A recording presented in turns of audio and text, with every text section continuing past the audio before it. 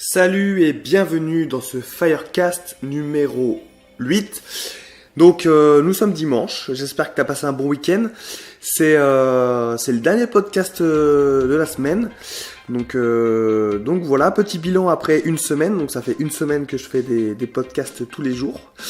J'espère que ça te plaît. Moi je prends beaucoup de plaisir à le faire, ça me fait vraiment plaisir. Donc je pense qu'on va continuer comme ça, je vais continuer à faire des podcasts quand il n'y aura pas de vidéo. Donc là j'ai pas fait de vidéo cette semaine, donc j'ai préféré me concentrer sur les podcasts. Donc du coup ça me manque de pas faire de vidéo, mais j'en ferai très prochainement. L'objectif à ce jour, c'est qu'il y ait tous les jours du contenu sur cette chaîne. Donc quand c'est pas des vidéos, c'est des podcasts. Et là, je me concentre sur les podcasts. Donc aujourd'hui, c'est toi qui vas travailler. C'est un épisode un peu spécial, puisque je vais te demander à toi qui m'écoutes. C'est toi qui vas réfléchir dans ce podcast.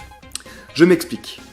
À un moment donné dans ce podcast, je vais te faire passer une bande son, une bande audio. Et ça sera à toi, à la fin du podcast, de réfléchir. D'accord ? Ça va être un épisode axé sur la psychologie du sapeur-pompier.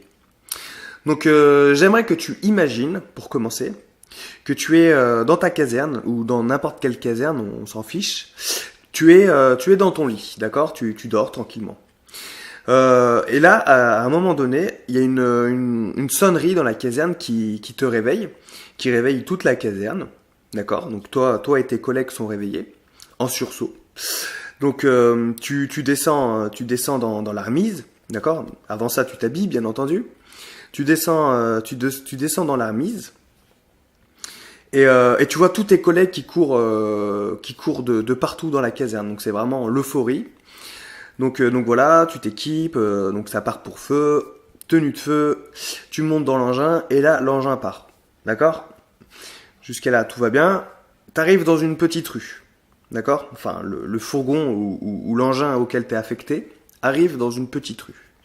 Donc imagine une petite rue, une petite rue style parisienne, tu vois, avec des immeubles à gauche, avec des bâtiments à gauche, des bâtiments à droite, d'accord ? Petite rue. C'est enfumé, d'accord ? Pour que tu puisses bien te mettre dedans, tout est enfumé. Donc là, tu commences à apercevoir en face, dans les bâtiments, sur les côtés, des gens aux fenêtres, d'accord ? T'imagines plein de gens à toutes les fenêtres qui hurlent, ok ? Imagine la scène. Avec ton engin, donc vous vous approchez, et là, t'aperçois des gens sauter par la fenêtre, d'accord ? Donc là, on commence à se dire que ça rigole pas, quoi. Il y a des gens qui sautent par les fenêtres, d'accord ? Tu regardes le sol, un sol avec quelques cadavres qui recouvrent le sol, d'accord ? Donc à ce moment-là, tu te rends compte d'une chose, tu te rends compte que ta vie, à ce moment-là, ça ne sera plus jamais la même, d'accord ? Ça va être une grosse intervention, d'accord ? Donc je veux que tu imagines la scène. Tu poses le pied par terre et là, t'es face à ça, cet immeuble en feu, avec des gens un peu partout. Donc maintenant, je vais te passer un audio, d'accord ? Tu vas écouter l'audio attentivement, parce que cette intervention est réellement arrivée, d'accord ? À Paris, c'était en 2005. Donc je te fais écouter l'audio et on se retrouve juste après. Un dramatique incendie la nuit dernière à Paris. Un tragique incendie la nuit dramatique dans le 9e arrondissement de Paris. Le feu a ravagé un hôtel modeste du 9e arrondissement. Les flammes se sont propagées dans un bâtiment de 6 étages à proximité. J'arrive devant, je suis à l'angle de la rue, on descend du fourgon et je vois le tableau et ma première phrase ça a été avant de demander les moyens tout de suite, d'ailleurs j'ai presque eu peur qu'il passe à la radio, c'est de dire oh mon Dieu, c'est clair que là, on arrive devant ça, c'est l'être humain la première réaction elle est humaine. Donc tout de suite après, c'est le pompier qui prend le dessus et après qui agit, j'allais dire, machinalement.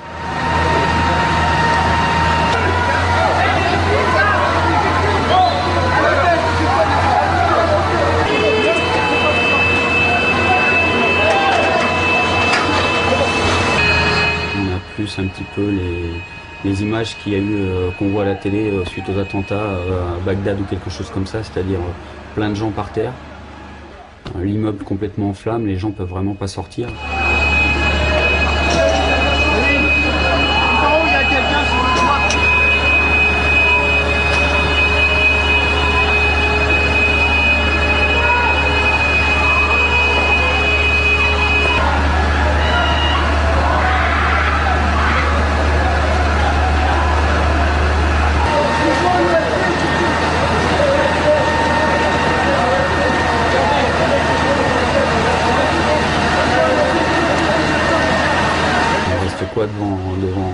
Devant le tableau, bon, ça dure un dixième de seconde et puis après on agit, mais sur le coup la première réaction c'est terrible.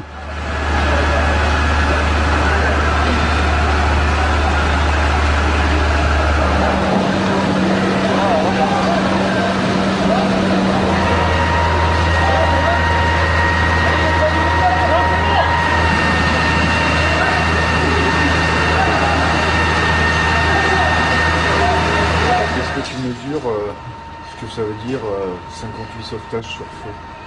Non. Oui, je le mesure parce que quand j'arrive, on a des gens partout aux fenêtres. Toutes les fenêtres de l'hôtel, sans exception, il y a du monde à aller chercher. Et donc je réalise vraiment ce que c'est. Si on m'avait parlé d'un feu avec 58 sauvetages, j'aurais jamais réalisé. C'est quelque chose d'incroyable. Les sauvetages, on a mis plus une heure de sauvetage.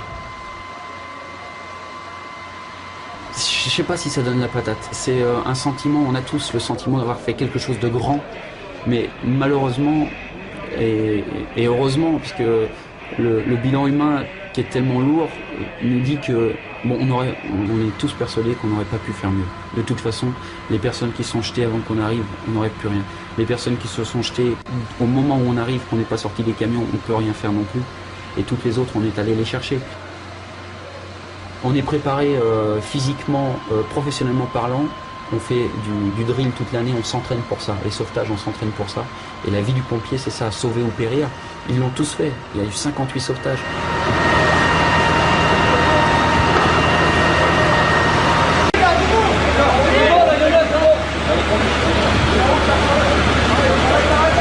Je pensais pas qu'on pouvait aller chercher aussi loin au niveau des ressources physiques chez quelqu'un. Je pensais pas que ça pouvait être comme ça.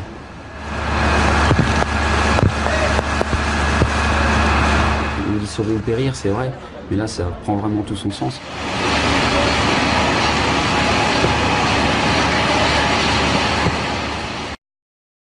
Donc voilà, l'audio est terminé. Maintenant, on va encore travailler sur la psychologie. On va faire un petit retour en arrière. D'accord ?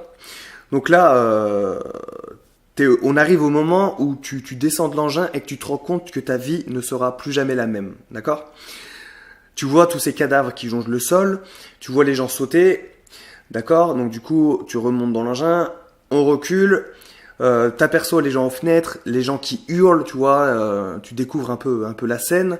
On recule encore un peu dans la rue, on se retrouve dans la fumée, d'accord, dans cette rue qui est toute en fumée. On recule, on rentre dans la petite rue, hop, on recule, tac tac, on fait marche arrière si tu veux.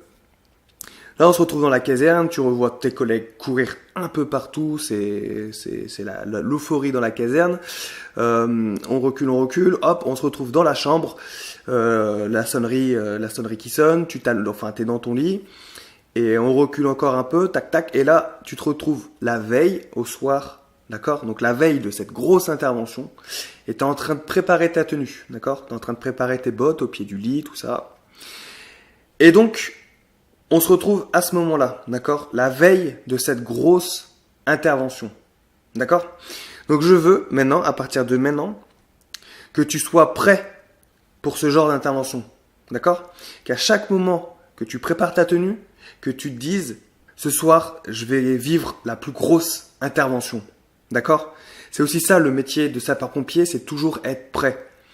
On nous prépare physiquement pour le métier, mais on ne nous prépare pas psychologiquement. Donc j'aimerais dans ce podcast que tu te mettes un peu en situation, d'accord ? C'est toi le héros de cet épisode. Je veux que tu t'imagines là en train de préparer ta tenue et que tu penses à cette grosse intervention qui se prépare pour toi, d'accord? Et que tu te demandes comment tu vas réagir face à cette situation, d'accord? Face à un immeuble en feu. Je voudrais juste que tu y penses au moins une fois. C'est très important. Parce que l'aspect psychologique, pour moi, c'est aussi important que l'aspect physique. Il faut être prêt mentalement à vivre des choses horribles. Tu peux vivre des choses grandioses, mais tu peux aussi vivre des choses horribles. Donc voilà, j'espère que cet épisode t'a plu. Épisode un peu spécial, vraiment pour te conditionner, pour te préparer psychologiquement. Ça sera pas tous les jours facile et c'est bien d'y penser. Moi je pense que c'est bien et c'est important d'y penser.